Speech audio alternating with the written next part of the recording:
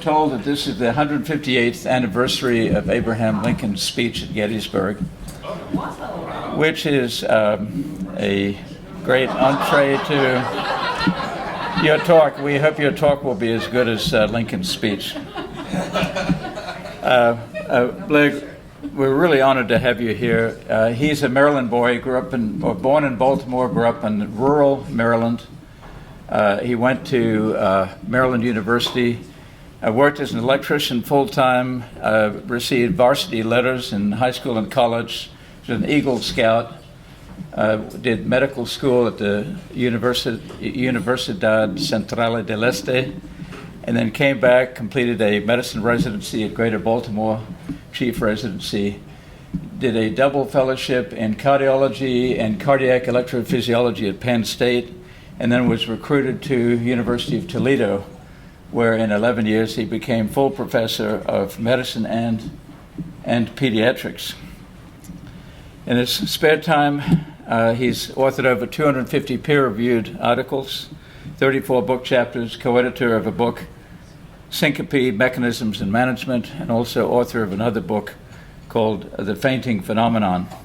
He was senior editor of the journal Pacing and Clinical Electrophysiology for 25 years and is director of the Cardiac Electrophysiology Program and the Syncope and Autonomic Disorders Clinic at Toledo. He is the world's expert on postural orthostatic tachycardia syndrome. And tonight he's going to opine upon the influence of the autonomic nervous system, or of autoimmunity on the autonomic nervous system. Now, on a personal level, Blair, as you might know when talking to him, is a compassionate doctor.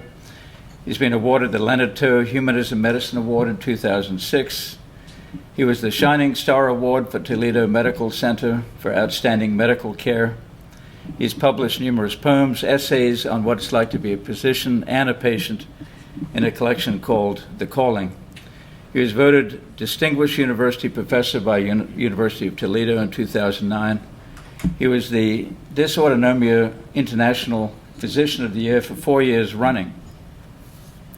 He received the university's Outstanding Research and Scholarship Award in 2017. He was voted as the Medical Professional of the Decade by the British Arrhythmia Alliance and voted by the Ohio State Senate as one of our finest citizens. In 2020, he was presented with the Blair P. Grubb Endowed Chair in Syncope and Arrhythmias, and this year he was given the university's President's Award for Creative and Scholarly Activity. You are one of America's top doctors. You are one of the most sought-after doctors in the country. We're very honored to have you here tonight, Blair.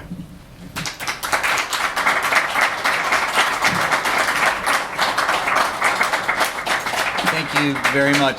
It's an honor to be able to be here and share my research with you. I didn't quite, I sometimes look back and wonder how I got where I was, and I really don't exactly know how it happened. One thing led to another. So I started looking at patients who had syncope, and just so we all have the same definition of that, that's a transient loss of consciousness and postural tone with spontaneous recovery. It comes from this word syncopa, which is a Greek word meaning to cut short. And there are a huge number of causes. Many of these, the reason I got into it is I'm a heart rhythm specialist as well as a pacing specialist. And many of these people had heart block or VT or something like that, but many of them we realized didn't have any of those, but were still having recurrent episodes of syncope. And we would realize that they were having periods not only of periods of hypotension, but also their hearts would just stop for periods of time, for 20 or 30 seconds at a time, and there was nothing wrong with their heart. So it became very evident that it was something wrong with the way the brain was controlling the heart. So then we asked, well, how does the brain control the heart? And no one exactly seemed to know that answer. So I thought, well, that would be a nice thing to know. And so we started looking at this and doing collaborative work with a number of people in neurology. The human nervous system, I'm going to back up because this is a very mixed audience, is broken down in several different ways. One way is to break it between the central nervous system, which is the brain and spinal cord, and the peripheral nervous system, which is broken down into two components: somatic, the parts you have control over, and autonomic, the parts you don't. The somatic nerves are hooked up in a pretty simplistic fashion. Every cell in the brain has one nerve that goes to one end organ. It's a linear system. 1 + 1 = 2. That's why a good neurologist can look at you if you've had a stroke and tell you exactly what part of the brain was affected. However, this system would be inadequate for the autonomic system because the autonomic system has 100-fold more to do at any moment. If you're laying perfectly motionless in bed and not moving at all, you're not using your somatic system at all. But you still have to breathe, and your heart still has to beat, and you have to maintain your blood pressure and your body temperature. All of that still has to run. So there isn't enough room in you to have a linear system do that. That'd be a function like having every outlet in your home have a different wire coming off the electric pole. So what we have is what we've learned to do in our homes, which is have junction boxes. So each cell in the brain goes outside the brain and spinal cord to a ganglia, which is basically a junction box. And from there can go 20, 30, 40, or 50 nerves that go to 20, 30, 40, or 50 places. So literally 1 + 1 can equal 50. It is a greater than logarithmic expansion. And it allows for very small amounts of neural tissue in the brain to control large numbers of functions simultaneously. But it also means if something goes wrong, a lot will go wrong simultaneously. And we learned that breakdowns can occur at the brain level, at the ganglion level, or at the end organ level.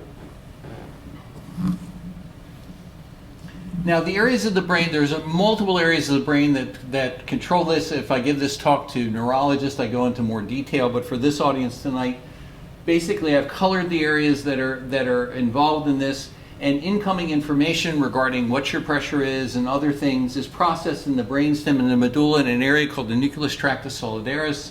It's relayed up to the midbrain in an area called the ventrolateral nucleus, and ultimately to the hypothalamus. And the hypothalamus itself is composed of a number of subnuclei. These subnuclei have been mapped to do different things, but one of the problems that's existed in brain mapping up until the present is we've looked at things with a knockout model. We've either looked at what people have lost during a certain stroke or when we've destroyed something in an animal. The problem is that's not how it really works. For the first time in history, we can do functional brain mapping. We can look at the brain as it's doing functions.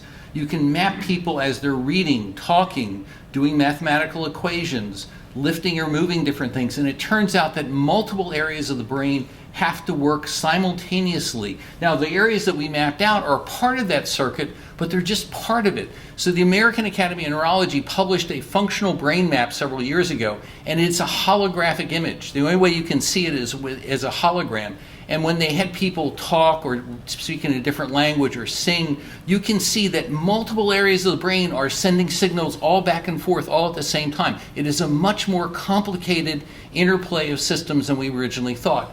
And this model is slowly being abandoned of the hypothalamus, that these are distinct things, because it turns out they communicate back and forth with each other. In addition, the areas of the brain that are involved in emotional control sit right here, so that those areas are hardwired into the hypothalamus and can override whatever it's doing. So this is what the system controls: heart rate, blood pressure, body temperature, bowel motility, sweating, breathing, genitourinary function, and they control them all simultaneously. You cannot change anything without changing everything. It functions as a single unit. Many people now consider the autonomic system as another organ. It works like a server in a computer network. Its job is to keep everything coordinated. Now, traditionally, we've broken this down into two functional groups, sympathetic and parasympathetic. This is based on the work of Cannon in the 1920s, who was looking at what was then called the vegetative nervous system. And as happenstance would have it, he was at lunch, and one of his friends was a classics professor. And he was talking about some of his research, mapping out some of the what we now call the sympathetic cords. And the guy he was talking to was a historian of ancient Rome whose specialty was Galen. And he was talking about this, and he said, well, that's really weird, because Galen described this in 200 AD. Now, Galen was like the team doctor for the gladiators. He was not allowed to do human autopsies. That was forbidden. He could do them on animals, but if somebody was cut open during a combat, he could look inside. And he wrote and identified two chains of nerves running on either side of the spinal column, which he thought made the organs of the body work in sympathy with each other. So Cannon was so impressed when he learned that, he called it sympathetic. And then that's where the word came from. And then the parasympathetic just went along with it. The N-terminals of the sympathetic system tend to use norepinephrine to work. The N-terminals here use acetylcholine, but the ganglia of both systems use acetylcholine to work. Now, this model was all well and good until the mid-1980s when Dr. Jeffrey Bernstock at the University of London was looking at the autonomic innervation of the abdomen, the gut, the mesenteric area. And it turns out that the same nerves contain both acetylcholine and norepinephrine and can switch functions back and forth. What's that do to this model? Pretty much trashes it. And so we cheat. We say, well, we'll call that the enteric nervous system, since it doesn't fit. But it's becoming increasingly evident that this model needs to be changed.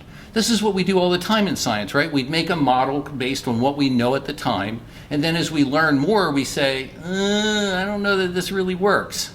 And it turns out we found all other kinds of neurotransmitters, that many of them only have letters and numbers identifying them. These are all critical in autonomic function. Well, where do they fit? They don't. So we know the system has to be tweaked or possibly abandoned and some other system come up with, but at the moment we don't know how to do it, and we don't know how to integrate all this information into a new model, so we keep using the old one because it sort of works.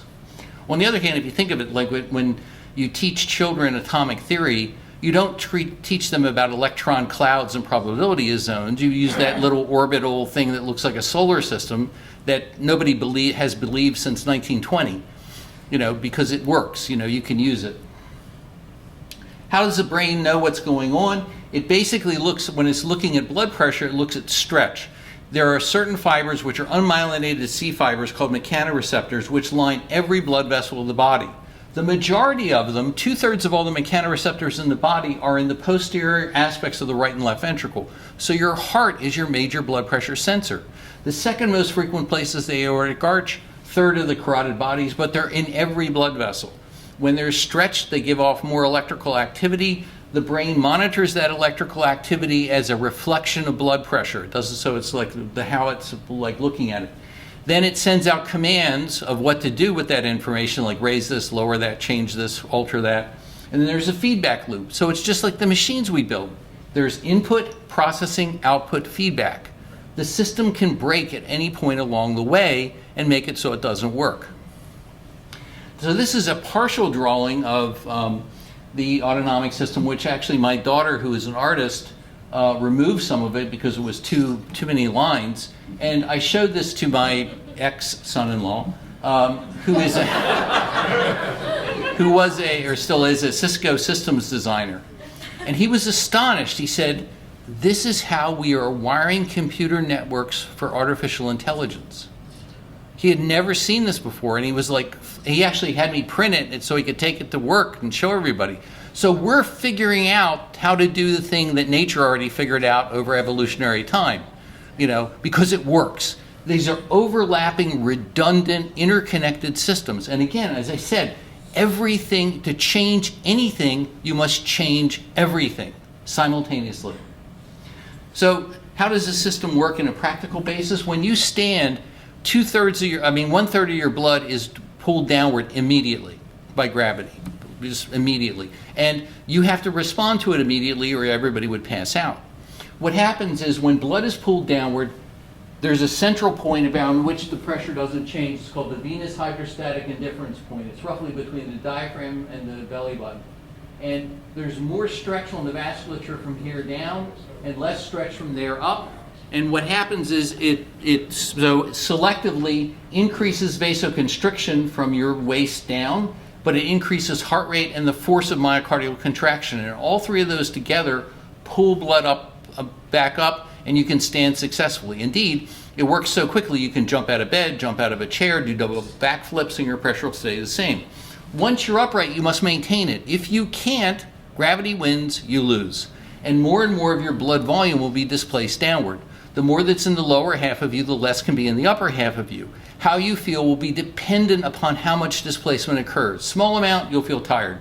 More, you'll feel like you can't think, can't focus, can't concentrate. More still, you'll get lightheaded, dizzy. More still, you'll see black spots, get tunnel vision. More still, you'll pass out. I went through this using lower body negative pressure, so we were doing this in normal people. It is a most unpleasant experience.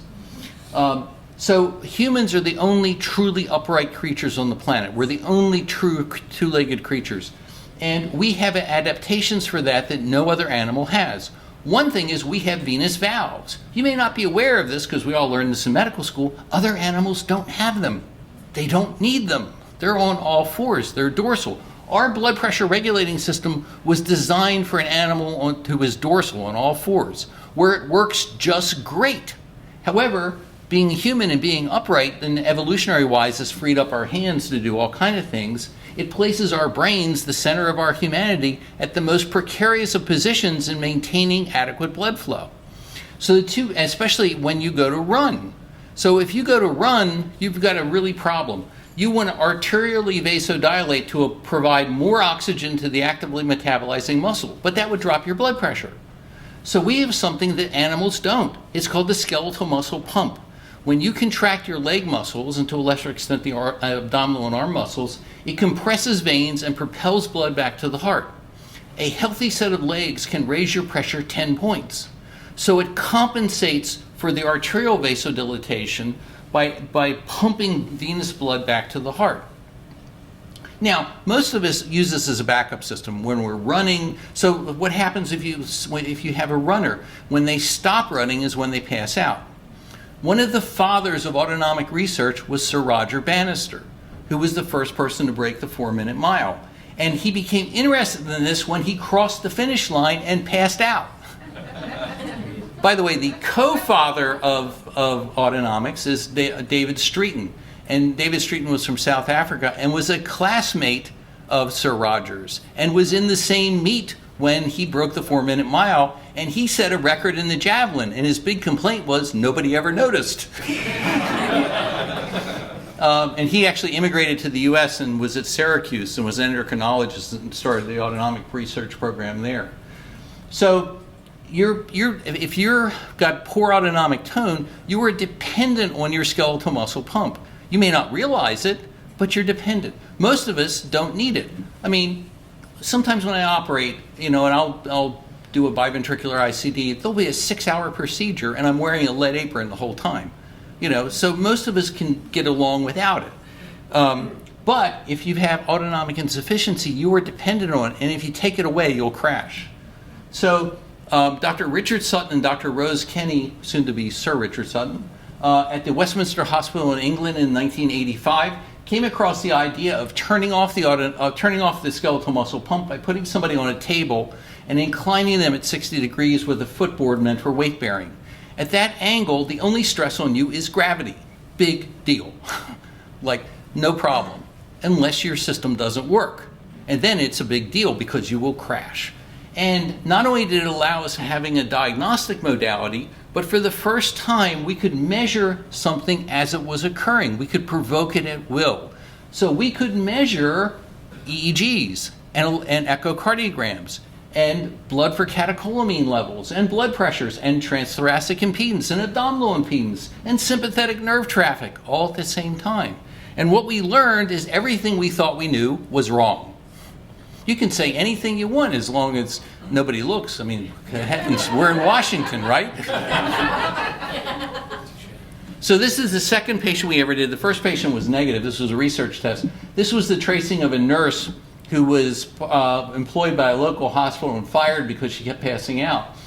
And this was a research test, and she was referred to, and she had the $1 billion workup circa 1988, which is when this is from, and was referred to us, and they told her what we tell everybody when we don't know what's wrong: you must be crazy. So we tilt her, and it was only like 7 minutes into it, she suddenly said, "I don't feel good. I think I'm going to," and at that point she lost consciousness, and her blood pressure and heart rate go to 0. At that point, she starts to have convulsive activity, is incontinent, and my nurse and I are standing there going, "Wow, that's pretty cool." So after she peed all over herself, we said, well, maybe we should put her down. So we did, and you notice she gets a rebound hypertension. It's almost like a Simoji effect with blood sugar. If you would have found her laying on the floor and took her blood pressure, it would be high, okay, because it produces an overcompensation.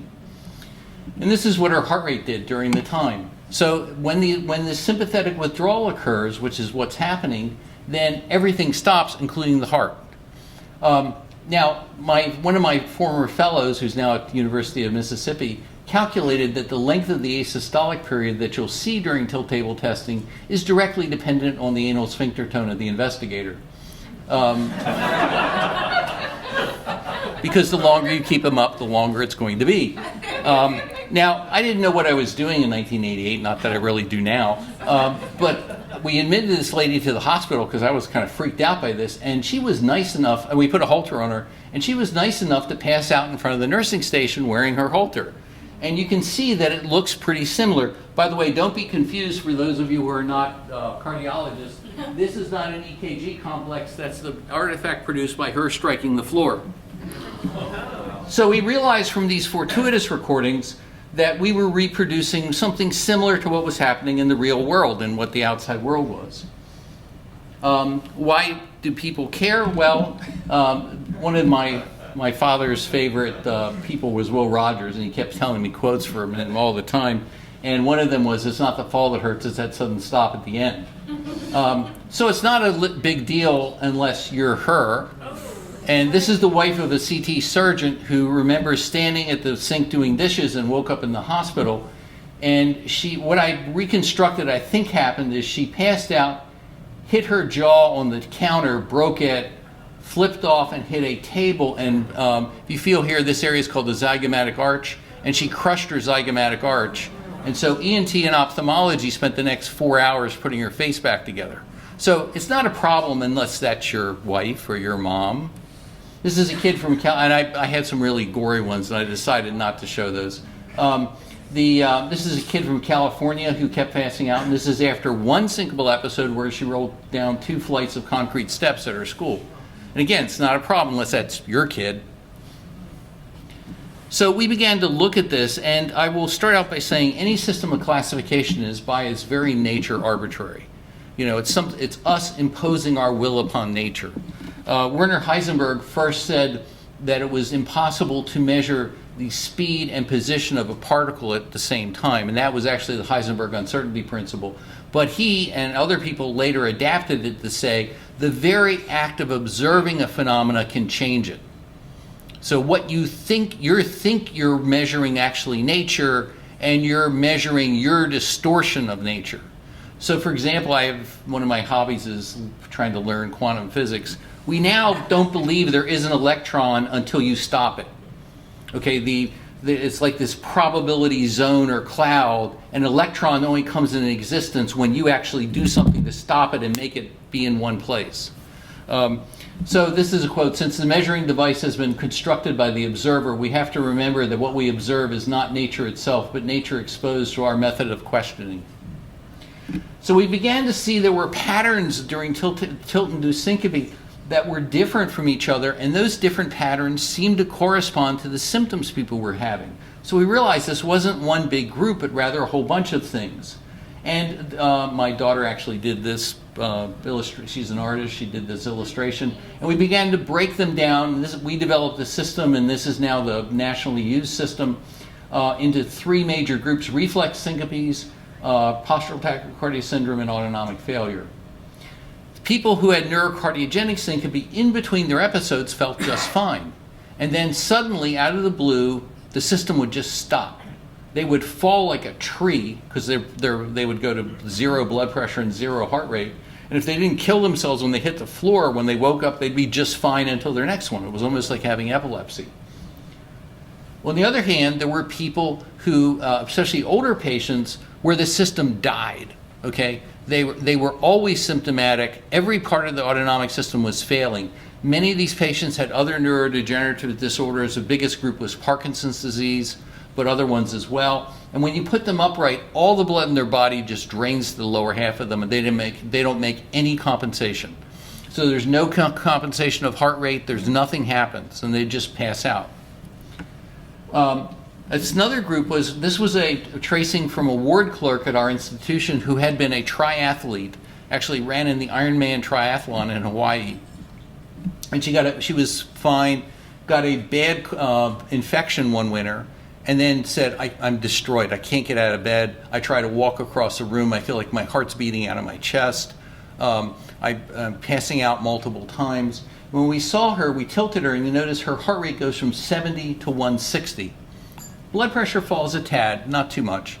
And she said, oh my God, this is how I feel. I feel like my heart's beating out of my chest. I feel like I'm sweating all over. I can't catch my breath. And as we watched her, we noticed her feet were turning first red, then blue, then purple. And we said, wow, that's pretty cool. So we brought her back the next day, and we gave her technetium, which binds the red cells. So it's a radioactive tracer, binds the red cells, tilted her upright, and put a gamma camera in front of her. So normally 15% of your blood volume is on your lower extremities during upright posture, and her it was 30. So she had twice as much blood as normal in the lower half of her body, and it was a failure of vasoconstriction. Blood was draining downward, and the brain was driving the heart to beat harder and faster. So I said there were three things that kept you upright: heart rate, myocardial contractility or inotropy, and vascular resistance. What happens in congestive heart failure? You lose contractility. So what do? You increase heart rate and increase vascular resistance. Here, you've lost vascular resistance, you increase heart rate and contractility. So these people are pulling blood in the lower half of their body excessively, and actually most of it is in the mesenteric vasculature. It's one of the things we learned in the blood pooling studies, because most of your blood is in the mesenteric vasculature. As a matter of fact, most of the blood in your body is in the abdominal area in the mesenteric vasculature. When you go into septic shock, that's where most of the blood is. There's not enough room in your legs for that much blood. So this is an example. We did a series of studies with matched controls. This is a young woman who had a post-viral postural tachycardia syndrome. And you can see that compared to a matched control subject, her heart rates are much higher and her blood pressure is much lower. And you can watch the pooling occur. When you tilt her upright, this phenomenon is called acrocyanosis, and you can watch the blood pooling occur. And actually what you see on here, that's a string plethysmogram. It measures very small changes in diameter, so her leg actually swells as well. So the criteria that we came up with for this, and it was sort of, again, it's an arbitrary thing. We said that you had to achieve a 30 beat per minute increase in heart rate on standing, or hit a heart rate of greater than 120. There has to be, technically, at first we said there has to be an absence of any known underlying cause. We've kind of modified that, and we'll use a POTS-like state or syndrome. And these are the kind of symptoms that people report. This is the percentage of people that will report a certain symptom. These like lightheadedness, dizziness, palpitations, exercise intolerance are all high ones on the list.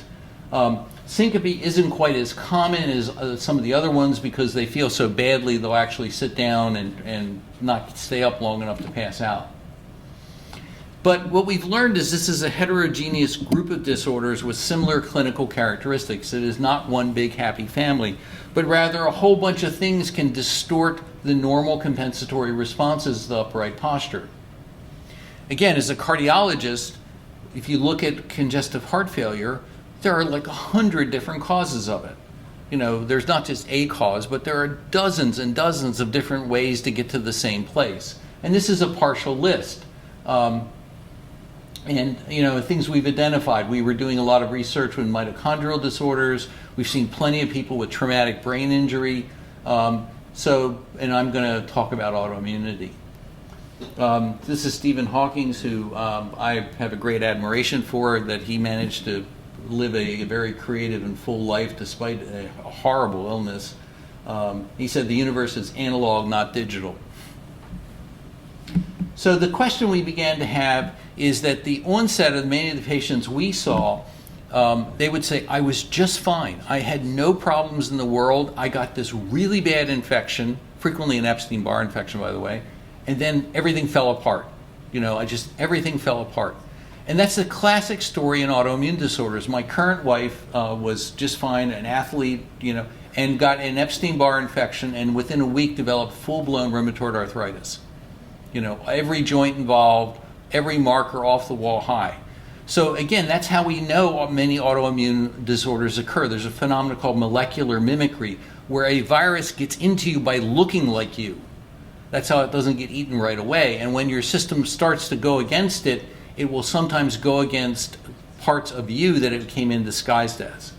So we suspected there was an autoimmune basis. We also found that many of these patients had elevated ANAs, elevated C-reactive protein, elevated SED rates, non-specific markers of some inflammatory state. And then later I'll show you some research about the fact that these are not distinct groups but overlap. So just again, because it's a mixed audience, what is an autoimmune disorder? Antibodies are markers that bind to foreign things in the body and tell what are called B cells and T cells, which are called killer cells, come kill this. So the antibody doesn't do anything to you. It's a marker to come in and destroy that thing. And an antigen is what it's trying to destroy. It's what what elicits an immune response by the body. And they're usually built in this structure, this kind of Y structure. So normally they're designed to tag to bacteria or to viruses. The antibodies bind to them, and then the killer cells come in and kill whatever that is. Okay, that's how normal is. But what happens is, because of this molecular mimicry process, for example, in type 1 diabetes, which is an autoimmune disorder, we're now pretty sure that the culprit virus is a Coxsackie B virus, common cold virus. The way it gets into you is it looks like, and when I say looks like, the cell, there's a protein sequence on cells that says, I am a pancreatic cell, I am an islet cell, and I am you. So it gets in you by looking like that. And so when your immune system responds to it, if it's not real careful, it'll kill anything that even resembles it, including your own islet cells. So that's what happens in most autoimmune problems, that something sets off a process where your antibodies start binding to parts of you. And by the way, frequently, it's not binding to a specific thing, but to a certain protein or a certain receptor. So for example, in rheumatoid arthritis, it's bound to a certain protein. Now, I know a lot about it because my wife has that. Your biggest problems in rheumatoid arthritis is the major cause of death is heart failure. The second major cause of death in rheumatoid arthritis is renal failure. The third is pulmonary failure. The joints are like your least of your problems. Why do we call it even arthritis? Because they want to change the name to rheumatoid disease? Because 100 years ago, doctors would look and all they could see were the joints. They couldn't measure any of that other stuff. They didn't even know it was happening, But again, it's the least of your worries. That's why they jump on therapy so early in course now. So why did we think this again? And also the other thing is 1/3 of all the patients would develop another autoimmune disorder, such as Sjogren's syndrome, rheumatoid arthritis, multiple sclerosis, etc. Indeed, there's a huge amount of literature. We wrote one article where many patients will start out with a Potts-like syndrome and then develop MS. So this was the sort of the holy grail that we started doing. The first person to do this was Steve Marino at the Mayo Clinic, who published the first paper in the year 2000. And he found that there were autoantibodies in some patients, but again, only 5% of them, to postsynaptic acetylcholine receptors in the autonomic ganglia, very similar to a somatic disease called myasthenia gravis. And indeed, this would deinnervate these people. And this is a thermoregulatory sweat test. And you can see there was a correlation. When the antibody levels were very high, when this person was first diagnosed, they don't sweat at all from this part down. Later, a couple of years later, when they would recover, sweating back. The trouble is that this was a major breakthrough. Steve is a brilliant guy. He left Mayo and went to the University of Texas at Dallas Southwestern. But again, it was a very small group of patients. Dr. David Kem, who was at the University of Oklahoma, got the idea that there may be so that was good for that small group, but he started looking at other things, and in a very small study, he thought that the target site was alpha-1 adrenergic receptors. Unfortunately, Dr. Kem was brilliant. He died at the first onset of the COVID thing. I was talking to him on the phone like 2 weeks before, he got sick and died like within a week, and the program there was kind of falling apart. So what are these things? So there's a whole bunch of receptors throughout the body that modulate different functions. The adrenergic receptors, there's six type, alpha 1 and alpha 2, and beta receptor sites. And these will provoke either constriction or dilatation of the blood vessels, also increases in renal flow, etc. So people began to look at these in a variety of different conditions, sometimes in postural tachycardia syndrome, but all these studies were extremely small, 5 patients, 6 patients. Here's a summary of them here. And again, nobody had done a lot of patients, they were doing little ones. And the other problem was we didn't have a good technology for doing this until about 10 years ago, when several new technologies came out to make it much cheaper and also much more accurate. So that people began to look and sort of try to figure out which receptors could be affected, and there's a variety of them. So some of these papers began to, again, show there were high levels of receptors, but they were, some of these studies were 5 patients, 6 patients. So we published a study in 2019. We looked at 55 patients, and we found that 90% of them had, compared to anyone else, had high levels of circulating autoantibodies to alpha-1 receptors in the vascular smooth muscle. So if those alpha-1 receptors are blocked, vessels can't tighten. They also are in the gut. Many of these patients, they end up on feeding tubes, they get gastroparesis, severe colonic dysmotility. So 90% of them had this. But we also, to our surprise, found that 50% of those also had muscarinic M4 receptor antibodies. Nobody understands the muscarinic receptors well, but the M4 receptors are in the brain and govern dopamine release, particularly in the basal ganglia. Some of the patients had everything elevated. We had 7 patients where everything we measured was off the wall. These were all sick puppies. These are, again, we get a select group of people. We get people in wheelchairs. So these are not, our patient population is skewed. Nobody schleps their kid here from California unless they're really sick. So this is a skewed population where you're looking at some of the worst people. And one of the cautions I give is these people may be different than the ones who aren't as sick. We measured all sick puppies. So again, we published this finding that this tremendous number of people had these alpha-1 receptor antibodies. But we began to notice funky things in some of the studies. So my co-investigator is Dr. William Gunning, who's a pathologist, who's both a hemopathologist and an immunopathologist. And he's one of the co-discoverers of a clotting disorder called delta granule storage pool deficiency. And the delta granules are actually serotonin granules that are inside platelets. And if they're depleted, then the platelets will not clot together. It's almost like you're taking aspirin or Plavix or something, but even though you're not. He thought at first this was a hereditary disorder that was only present in maybe 2 to 3% of the population. But we had so many patients that would complain of bleeding. So many of them the women would have these mega super periods, people would have nosebleeds and things like that. And we began to look at that, and we did a study with case-controlled study and found that 80% of these patients had delta granule storage disease. That made no sense. It made no sense that it's hereditary either. So he said, this must be acquired, and somehow the platelet is being activated in this autoimmune process. So we've later looked at this, and we now are generating data which has implications far beyond any of this stuff, just to how the immune system works, that platelets may actually be the first line of immunologic defense.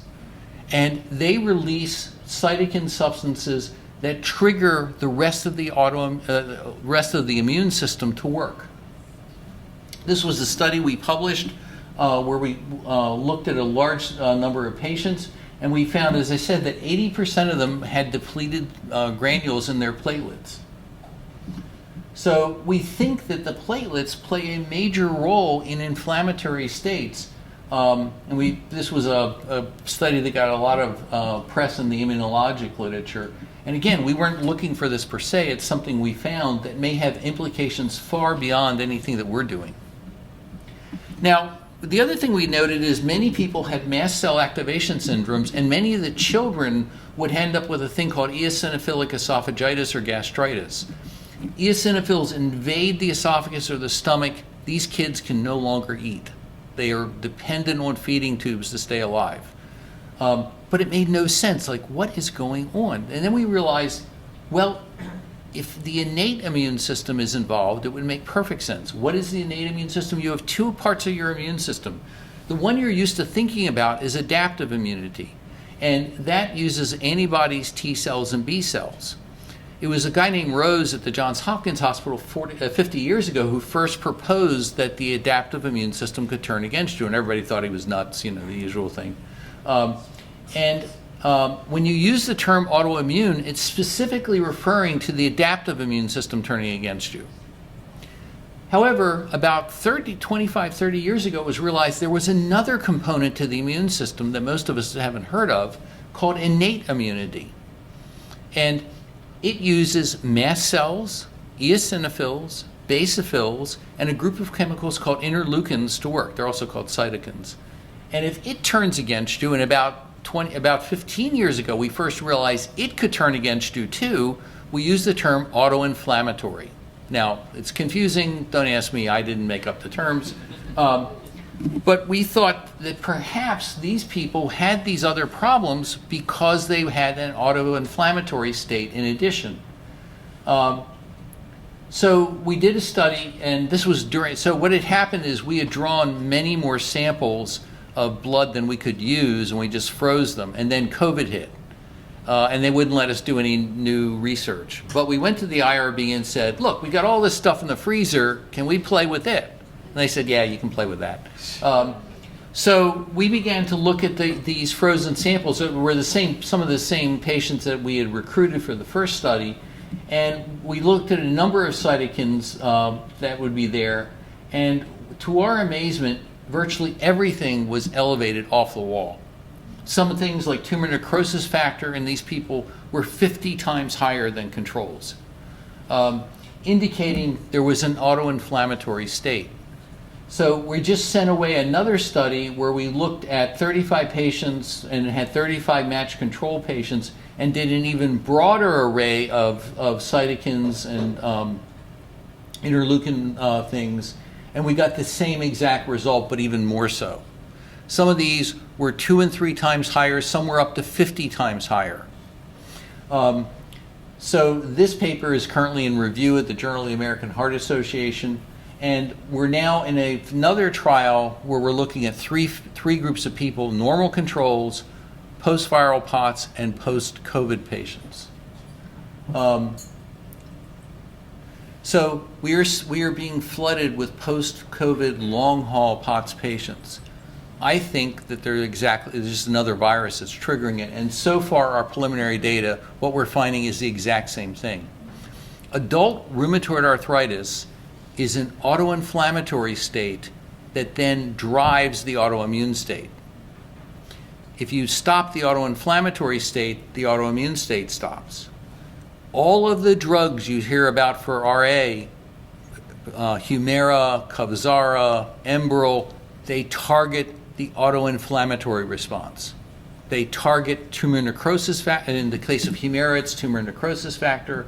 Kevzara targets interleukin 6.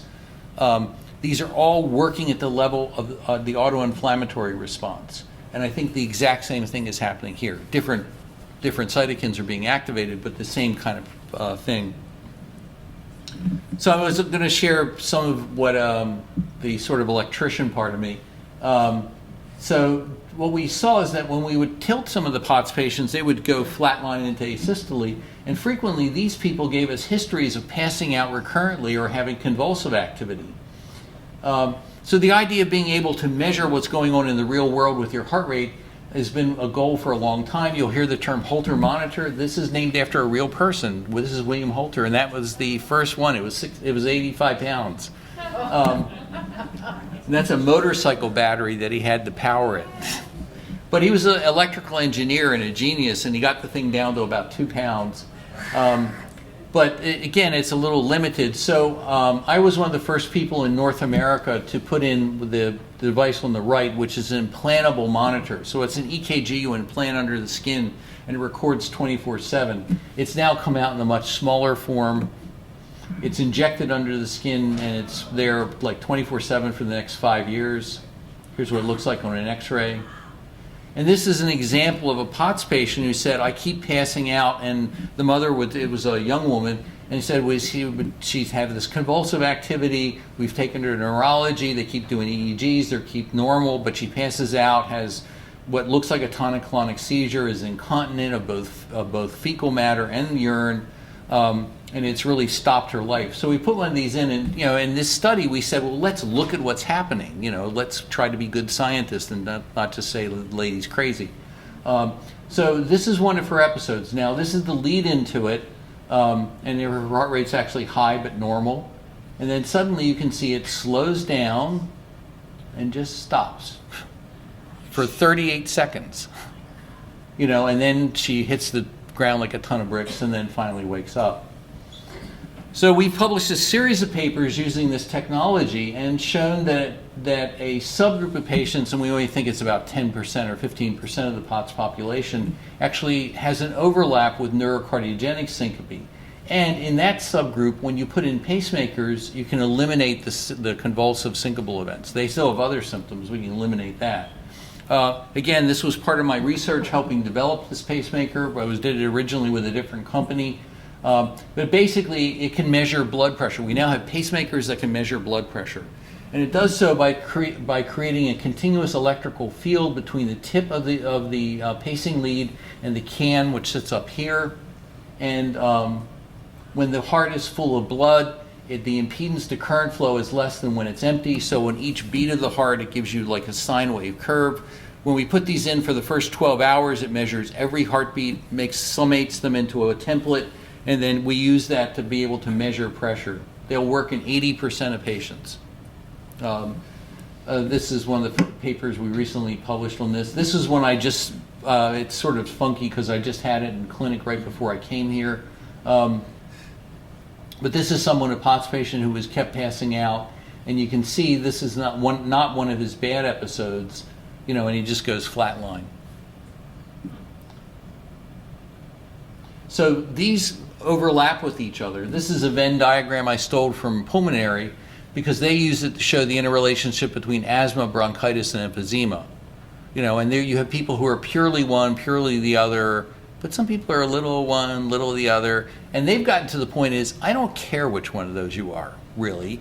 They throw this under the title COPD because the therapies are the same, and it gets too messy trying to figure it out. Like, you're in that area and I'm going to treat you. And we see the same thing. I think this is a very useful way to look at these. So again, I'll give you an example. This is a 35-year-old woman who underwent 2 orthopedic surgeries, and after the second, and by the way, one of the provocateurs other than viral infections is surgery. But surgery is a well-known provocateur of autoimmune states. Some of the first autoimmune diseases, like Dressler syndrome, were described after cardiac surgery when you cut the pericardium. So she began to experience lightheadedness, and she began to have syncope almost daily. And then she became bedridden. She was admitted to a very large, prestigious hospital, and I won't tell you the name, but it's located in Cleveland. And she spent a month there, and they couldn't do anything for her, and they just said, we have no idea what to do. Her family requested she be transferred to us, so she was transferred after 30 days there on multiple therapies. And again, we tried her on multiple therapies as well, and she was just completely bedbound. If you try to get her up, her heart rate would go to 180, her pressure would go to 0, and she'd pass out. So we started her on intravenous immunoglobulin therapy, and she unfortunately got an aseptic meningitis at first, but we controlled that. And within 2 days of starting this immunotherapy, she was able to sit up in bed for the first time in 40 days. and her drop in blood pressure minimized greatly. Now, she was very deconditioned from this. We kept up the IVIG infusions. We had to send her to a rehab hospital where we had to build her up over several months. That's a picture of her hugging one of the rehab workers. But she's now home. She's still somewhat sick, but she's able to walk, function, do things on her own. So, as was mentioned, I sort of like poetry. And one of my favorite poets is T.S. Eliot, and this is from the Four Quartets. I think it's apropos for what we're seeing, because it says, "We shall not cease from exploration, and the end of all our exploring will be to arrive where we started and to know the place for the very first time." These disorders have always been here. You know, we just recognize them now and can finally see what's going on. And oftentimes these people are not treated very well. I mean, they're told they're crazy. They're just dismissed. I mean, they just say, "You're too sick for our practice to deal with," and they just sort of say, bye. And it's sometimes very disheartening to see how they're treated by the medical community. So there's a lot of work to do. And in all of these things, because many times, often many of these disorders are not recognized by most medical people or forgotten about, and the people are treated extremely badly, and they're just sort of end up disappearing. So what I'm showing you is the beginnings of what has become a new specialty of medicine. It overlaps, it's jointly run by both neurology and cardiology. And you can make a tremendous difference in the lives of these people. We're actually, if this continues, we're going to start trials of immunotherapy using either Kevzara, or I think Kevzara might be the best drug, because it targets interleukin-6. Indeed, so far, the post-COVID long haulers, the interleukin-6 levels are amazingly high. I mean, indicating some chronic inflammatory state that's been provoked by the COVID infection.